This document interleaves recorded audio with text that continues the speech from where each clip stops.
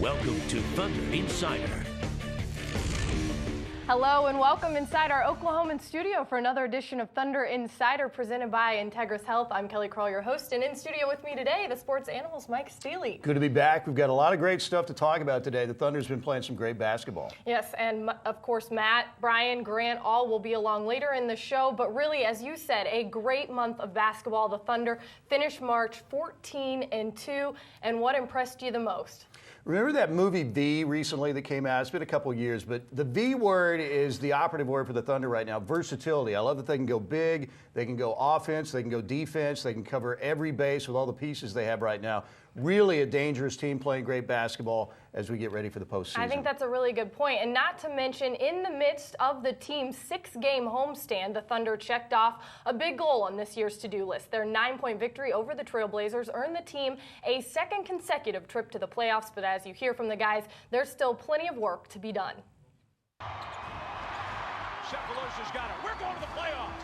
Yeah, actually, I didn't even know we finished playoff. It's great. I'm happy about it, but we're gonna keep working. But I mean, it means a lot to us. You know, we worked hard this year, and we're gonna keep doing it. So it's a great reward. Straight away to Matthews. His three blocked by Durant. Last year, at least I mentioned it, guys. We just made the playoffs. There was no jumping up and down. But this year, we didn't even mention it. I actually forgot about it. It's nice to know it's clinched, but in our minds, we know that we're a good team. And when I got here, I pretty much had in my mind as a foregone conclusion that we was going to be in the playoffs. The Western Conference playoffs will be thunderstruck for a second consecutive season. We wasn't celebrating because we got a lot of work to do.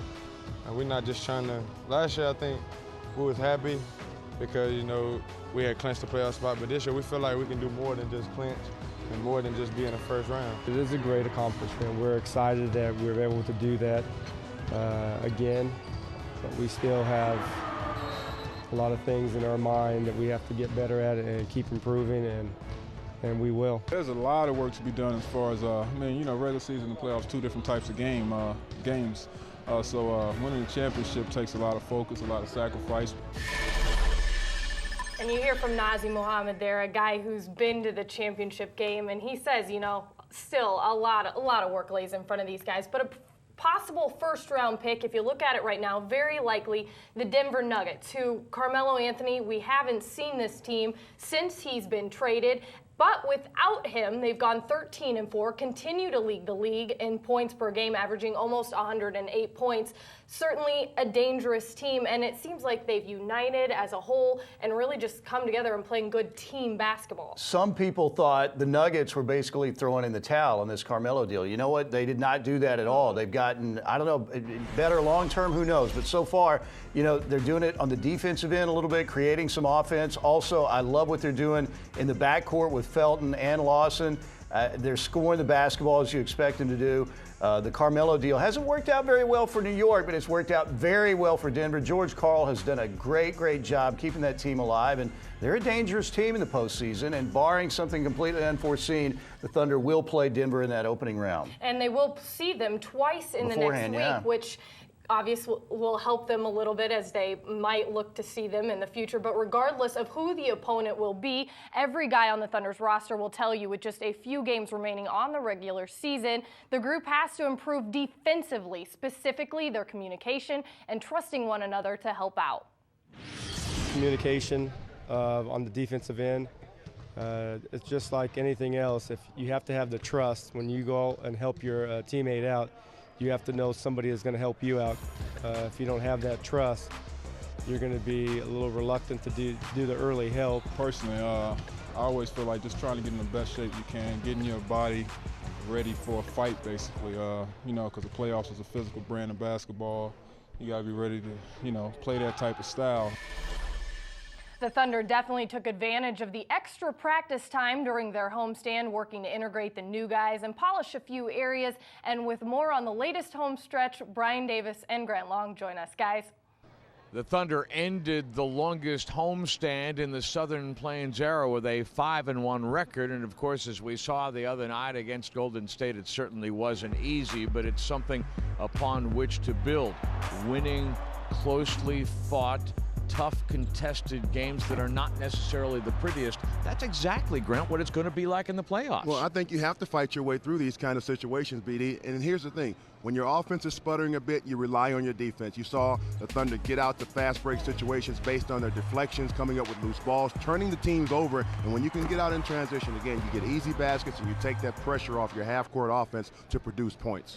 The number one job for Oklahoma City down the stretch here in the regular season is to improve defensively. And on the homestand, the Thunder did, limiting an opponent to an average of 96 points a game on 45% shooting, and versus their season numbers, Grant, both were improvements. Well, I think it's paying attention to the details, and I'm going to point out one guy in particular, Serge Ibaka. This is a guy that's played tremendous defense. He's now in his natural position of power forward, and he has really protected the basket on drives. He's there. He's helping out Perkins a lot on those baseline drives. He's been a catalyst. He's been an anchor for the defense, and I think that's a big part of why this defense has been improved over the last homestand. Well, one of the things that we have seen here over the last couple of weeks is that one nights when Kevin Durant and Russell Westbrook don't shoot particularly well, maybe there's less pressure because the big men are able to deliver and compensate a little bit. But very important, no doubt about it, to get Durant into a better shooting and scoring rhythm here before we hit the playoffs. So how do you do that? Or is that just one of those things that you just keep chipping at and hope to find the right combination? I think it's one of those things that you keep chipping at, BD, because here's the thing. Kevin Durant, this is what he does. He scores the basketball. He's led the NBA in scoring now for 2 years. On his second year right now, he can score the basketball. You don't worry about Kevin and whether or not he's putting the ball in the basket.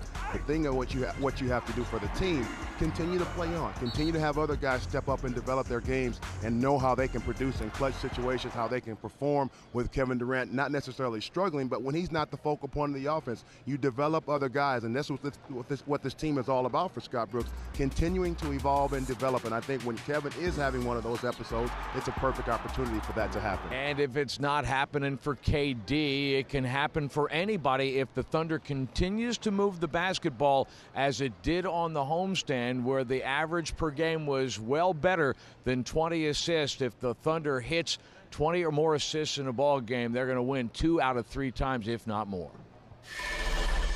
A good number to be aware of. That's good stuff. Thanks a lot, guys. Well, we heard both Brian and Grant bring up the play of the big men, and I think there's no better example of that than the other night against Minnesota. Between the 4 of them, we're talking Serge Ibaka, Kendrick Perkins, Nick Collison, Nazr Mohammed. They have 52 points and 24 boards. And Coach Brooks has said he loves the fact that these guys can mix and match with one another, and they're bringing some very consistent play. Well, it's like we talked about versatility. Kendrick Perkins, championship experience, great tireless rebounder there.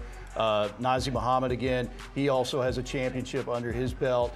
You look at Serge Ibaka flourishing at the 4 right now. It gives them so many options. I love what this team can do with those 2 sets of big guys, and it even makes Nick Collison seem bigger, you know? And he's the smallest of the big guys, but he can play bigger because of the experience and the talent of those big guys inside. It's really helped this basketball team. Nick Collison, his offense has come along, and really, he even said the other day, but when it comes to bigger guys, that's when Kendrick Perkins comes in. I love, a young Thunder fan the other day asked me, Mike, why is Kendrick Perkins mad all the time? And I said, that's a good thing. That's a very good thing for this team. You need a guy that plays with a little mean streak inside, and the Thunder has that guy now. Certainly attitude on the floor, but a great guy off the floor. We'll have more coming up. Ahead on Thunder Insider. Is presenting Kevin, Russell, and Joe with their official Tiffany's & Company custom-made commemorative rings. Let's hear it one more time for the Thunder's own world champion gold medalists, Kevin Durant, Russell Westbrook, and Joe Sharp.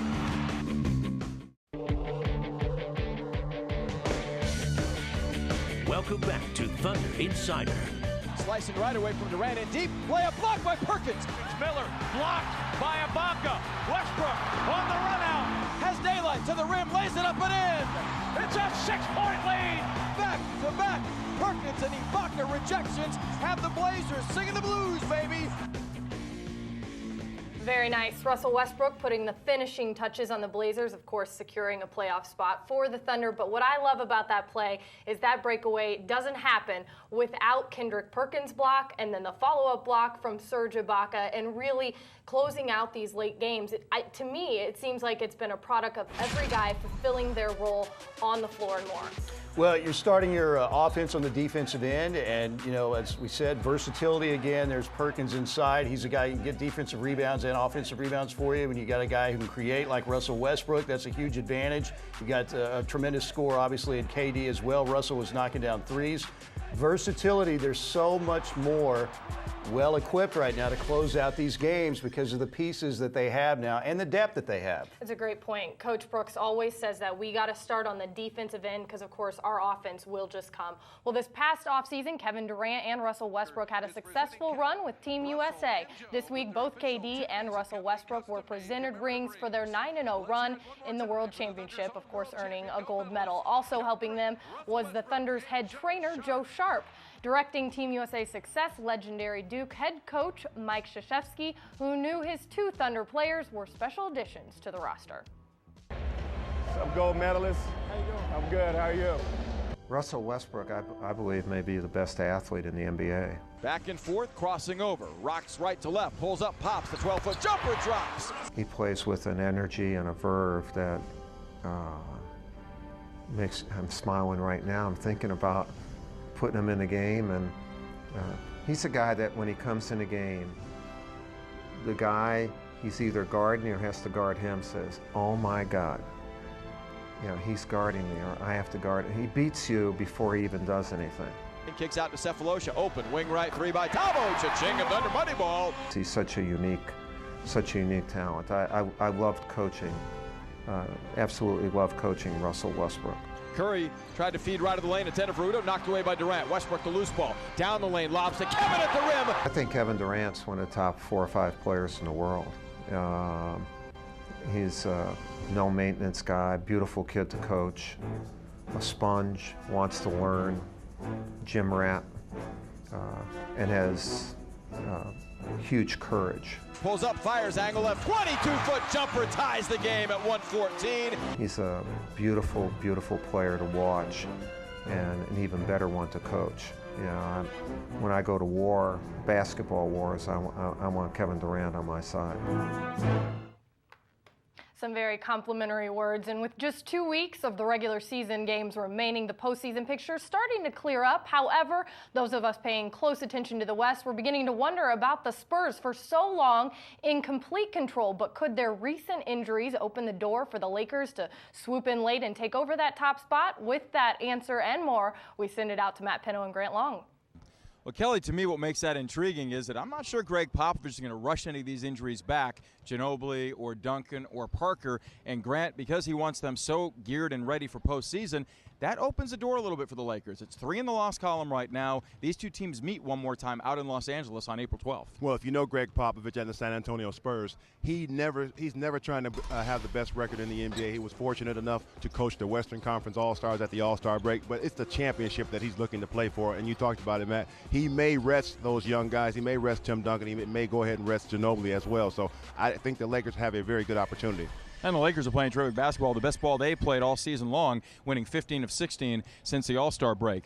The Knicks in the East, it just has not gone at all the way they envisioned when they brought Carmelo Anthony in. They lost 6 in a row recently to some subpar clubs, finally broke through and got an overtime win against Orlando, but it just seems to me, Grant, the chemistry's not real good. The ball stops with Melo, it stops with Amari Stoudemire. It's not the free-flowing offense that Mike D'Antoni's accustomed to running, and Chauncey Billups is not a push-it-up point guard. Well, I've said all along, Matt, here's the thing with that. When you do a trade at the midseason point, it's like a pit stop in the Indianapolis 500. The fastest crew that comes out of that pit is going to be the one that takes the lead. And the New York Knicks, they're stumbling out of the blocks, but I think they have a good chemistry. I think they have a good point guard in Chauncey Billups. Obviously, Carmelo Anthony is a guy that you can give the ball to and he'll score points for you. And Amari Stoudemire is very solid on the inside. So it's going to take some time for these guys to get something some chemistry together. But I think they have what's necessary to make it happen. There's no doubt in my mind they make the playoffs. Are they a threat at all to one of the top 3 seeds teams in the Eastern Conference, either Chicago, Boston, or Miami in terms of round one upset? Absolutely not, and simply because Mike D'Antoni's team throughout history they've never been known as a defensive team, and that's where they struggle playing defense. A lot of talk about the MVP. Some say, including Stan Van Gundy, Orlando's head coach, that fait accompli. Derrick Rose has already wrapped it up, according to most media members. Now, I may have a ballot there. You may have a ballot. Has he wrapped it up in your eyes? I don't think he's wrapped it up. I think he's playing some phenomenal basketball at the point guard position. He's strong. He drives the ball well to the basket, but I don't think he has wrapped up that MVP trophy yet. But I think he's definitely in the top 3 as far as vote getters. I think he's definitely up there. It's not the leaded version of the MVP, though, on my mind. That would come after the playoffs. It's the regular season. Teams that play for a title play the regular season to get to the playoffs. To me, let's vote the MVP when it's all said and done. Kelly? All right, a very interesting argument you got there, Matt. Thanks a lot, guys. We appreciate it. Still plenty more to come on Thunder Insider. Stick with us. Ahead on Thunder Insider. For scholarship fund for kids in inner city high schools. I was a bowler before I started playing basketball. How good it is now, I couldn't tell you.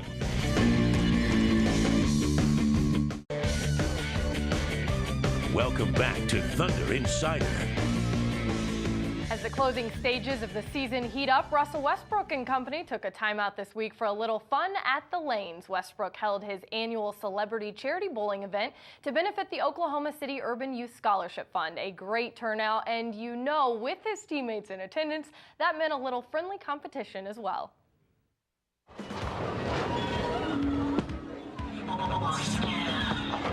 It's a charitable bowling event. All my teammates come out and bowl, so have some fun.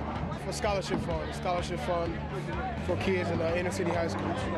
This is the Russell Westbrook Celebrity Bowl supporting the Sports Dream Urban Youth Scholarship Fund. We have students apply for scholarships, and this event supports those scholarships. It's great to come out here and have fun with the kids, and just everybody, just showing Russell support. He's a great teammate, great guy. Like I said, we're just out here trying to have some fun. We're just out here for a good cause with Russell and just showing him support. I was a bowler before I started playing basketball. How good it is now, I couldn't tell you. As a young child, I like to do stuff like this, and I'm blessed to be able to do it.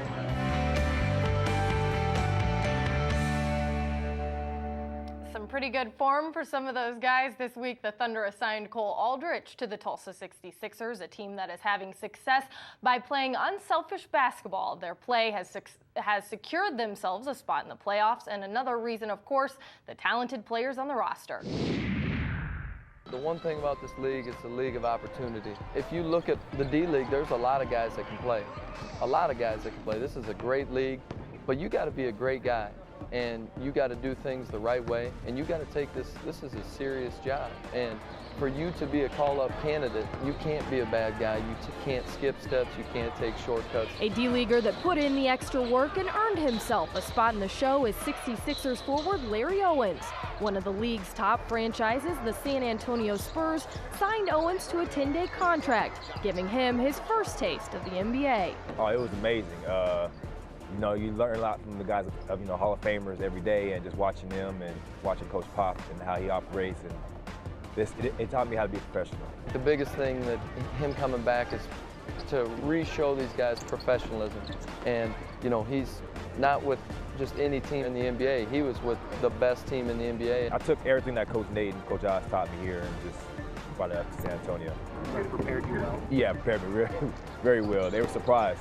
Although Owens' stay was short, the experience was invaluable to his development. He learned from Tim Duncan and saw how Tony Parker worked and Manu Ginobili, and that's a great thing. I mean, we can tell those guys what it takes to work, but for Larry to say, hey, this is what Tim Duncan does every day, or this is what Tony Parker does every day, that's a great learning experience for a young group.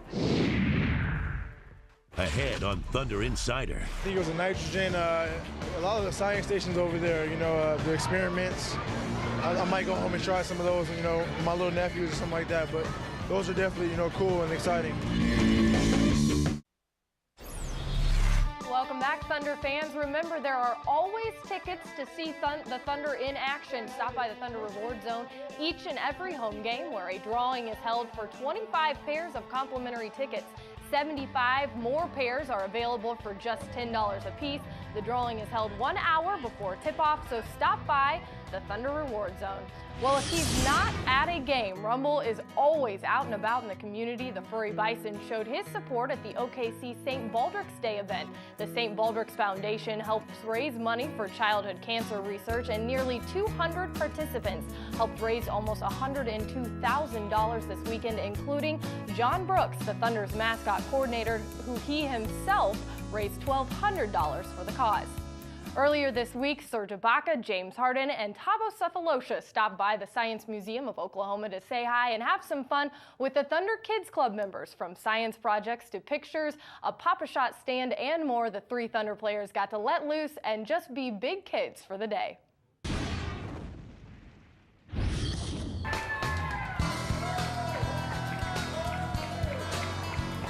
Just a great thing to see smiles on these kids' faces when we show up, and you know, even the parents. It's definitely a great feeling. I think it was a nitrogen. A lot of the science stations over there, you know, the experiments. I might go home and try some of those, you know, with my little nephews or something like that. But those are definitely, you know, cool and exciting.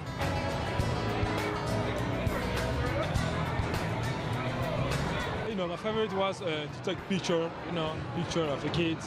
I think they are very happy to take picture of me, so it's something I like to do.